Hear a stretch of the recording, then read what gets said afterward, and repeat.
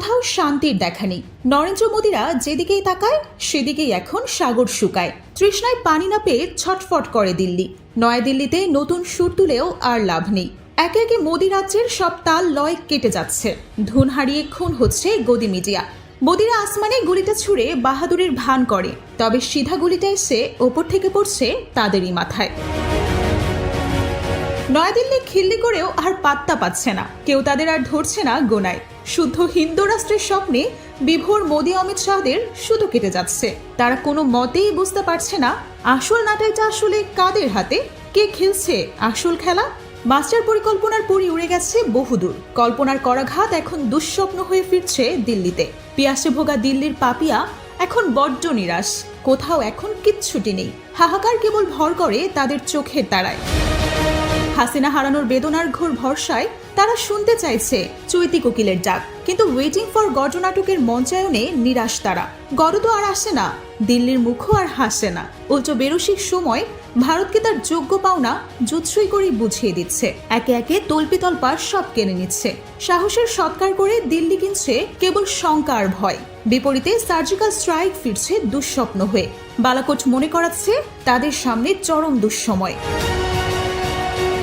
এবার আরও এক পরাজয়ের সাক্ষী হলো ভারত। বাংলাদেশকে কাবু করতে গিয়ে উল্টো নাকানি চুবানি খেয়ে মোদীর দেশের সীমান্তরক্ষীরা। বিএসএফ বুঝতে পারছে হাড়ে হাড়ে ফুরিয়ে গেছে তাদের রাজত্ব।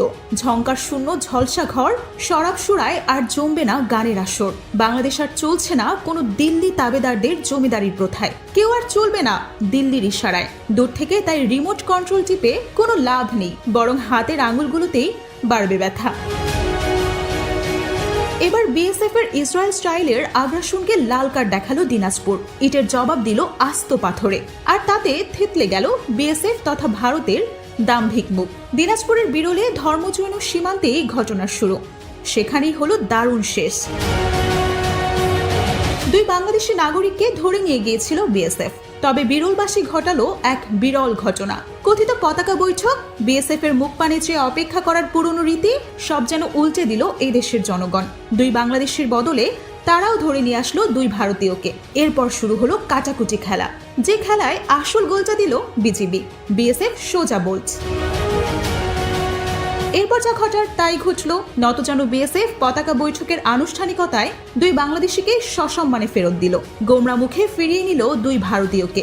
শুক্রবার সন্ধ্যায় বিজিবি ও বিএসএফ এর কোম্পানি কমান্ডার পর্যায়ে পতাকার বৈঠক হয়। তাতেই চূড়ান্ত পরাজয় মেনে লেজ গুটায় ভারত। শুক্রবার দুপুর 12টার দিকে ধর্মজৈন এলাকায় ধান কাটা ও মাড়াইয়ের সময় দুই বাংলাদেশি কৃষককে ধরে নিয়ে গিয়েছিল বিএসএফ। তারপরেই ফুঁসে ওঠে বিরলের মানুষ, তাদের সাথেই ফুঁসে ওঠে গোটা বাংলাদেশ। ঘটনার প্রতিবাদে তাৎক্ষণিক দুই ভারতীয় কৃষককে ধরে আনা হয়। কাঙ্ক্ষিত মুহূর্তে জমে ওঠে নাটকের ক্লাইম্যাক্স। দুইয়ের বদলে দুই, ফুটবল ম্যাচের সমতা, গ্যালারিতে টান টান উত্তেজনা। অতিরিক্ত সময় গড়িয়ে টাই ব্রেকারে গড়ায় ম্যাচ, আর তাতেই ঘটে যায় বিরল ঘটনা। ভারতকে চূড়ান্ত রূপে হারায় বাংলাদেশ।